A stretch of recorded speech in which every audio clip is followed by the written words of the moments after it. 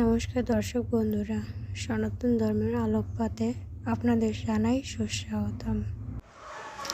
শাস্ত্রে বলা হয়েছে যে পূজা পাঠ ও প্রার্থনা করার সময় যদি চোখে দিয়ে অশ্রু ঝরে বা চোখে জল চলে আসে বা হাত পুড়ে যাওয়া, তাহলে বুঝতে হবে যে ঈশ্বর আমাদের এক বিশাল সংকেত দিচ্ছেন। ঈশ্বরের দেওয়া এই বিশাল সংকেতটি কি, সেটাই এই ভিডিওতে আলোচনা করতে যাচ্ছি। পূজা করার সময় কয়েকটি লক্ষণই বুঝিয়ে দেয় আপনার পুজো সফল হয়েছে অথবা বিফল হতে চলেছে কিনা। এই লক্ষণগুলি অবশ্যই জেনে নিন। বহু মানুষ ঈশ্বরের কাছে নিজের প্রার্থনা পূরণের জন্য পূজা নিবেদন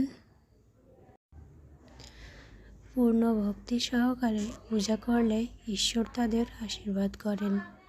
সেই আশীর্বাদের ফলস্বরূপ সর্বদা জীবনে সুখ, সমৃদ্ধি এবং শান্তি বজায় থাকে। অনেক সময় পূজা করার সময় আমরা এমন কিছু লক্ষণ পাই যেগুলি মাঝে মাঝে আমরা উপেক্ষা করি, কিন্তু পূজার সময় প্রাপ্ত লক্ষণগুলি থেকে আপনি জানতে পারবেন আপনার পূজা সফল হয়েছে কি না। আসুন জেনে নিই পূজার সময় চোখে জল পড়ার অর্থ ও অন্যান্য লক্ষণগুলো। পূজার সময় যদি কোনো ব্যক্তির চোখে জল আসে, তার অর্থ হলো ওই ব্যক্তির মনের দুঃখ শীঘ্রই শেষ হতে চলেছে।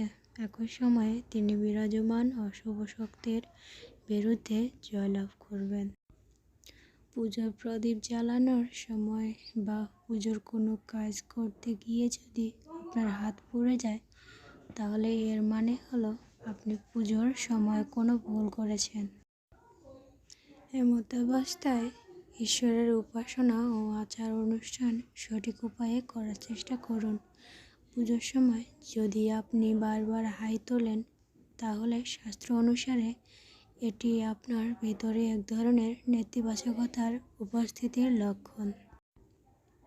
পুজো করার সময় যদি আপনার বারবার হাঁচি আসে, তাহলে বুঝতে হবে আপনি পুজোয় অমনোযোগী হয়ে পড়েছেন। মনে খারাপ চিন্তা আসার কারণেও পুজোর সময় বারবার হাঁচি আসতে পারে। পূজার সময় যদি প্রদীপের শিখা উপরের দিকে উঠতে শুরু করে, তখন বুঝতে হবে আপনার পূজায় ভগবান খুশি হয়েছেন। পূজার সময় আরও একটি শুভ লক্ষণ হলো বাড়িতে অতিথির আগমন।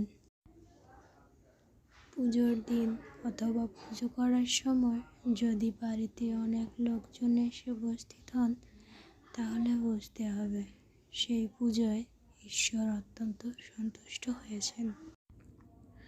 আমাদের ভিডিওটা যদি আপনাদের ভালো লেগে থাকে, তাহলে একটা লাইক, কমেন্ট এবং শেয়ার করে দেবেন এবং আমাদের চ্যানেলটি সাবস্ক্রাইব করে দেবেন।